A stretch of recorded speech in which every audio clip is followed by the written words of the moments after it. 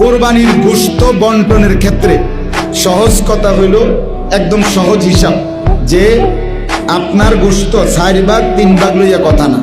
কথা হইল যে এই গোশত থেকে স্বাভাবিকভাবে মুস্তাহাব উত্তম 3 ভাগ করা। আমি যা পাইলাম গোশত, তা 1 ভাগ নিজের, 1 ভাগ গরিব দুঃখী, আর 1 ভাগ হলো আত্মীয় স্বজন, হ্যাঁ এদের। কিন্তু কেউ এটার মধ্যে ইচ্ছে করলে কম বেশ করতে পারে, এটা না জায়েজ না।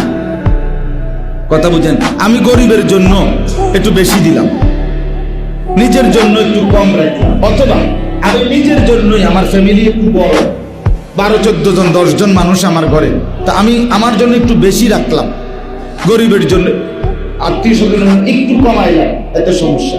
এটা আপনার দিলের মহব্বত হিসাবে বন্টন করে।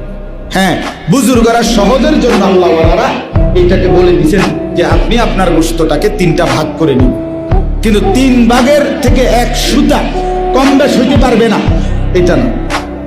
কথাটা বুঝছেন? কম বেশ কি হইতে পারবে? হইতে পারবে। এখানে একবারে পাল্লি মাইপা না, ওই শরীরদারের গোশত কি হইতে হবে, সমান হইতে হবে।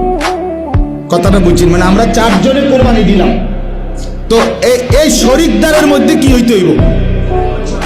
মাইপা দিতে হইব। কিন্তু ওই যে আমার গোশতটাকে যখন আমি গরিবকে দেওয়া, আত্মীয় স্বজনকে দেওয়া, নিজের জন্য রাখা, এইটার মধ্যে একেবারে মাইপা একুরেট হইতে হইব, এটা জরুরি।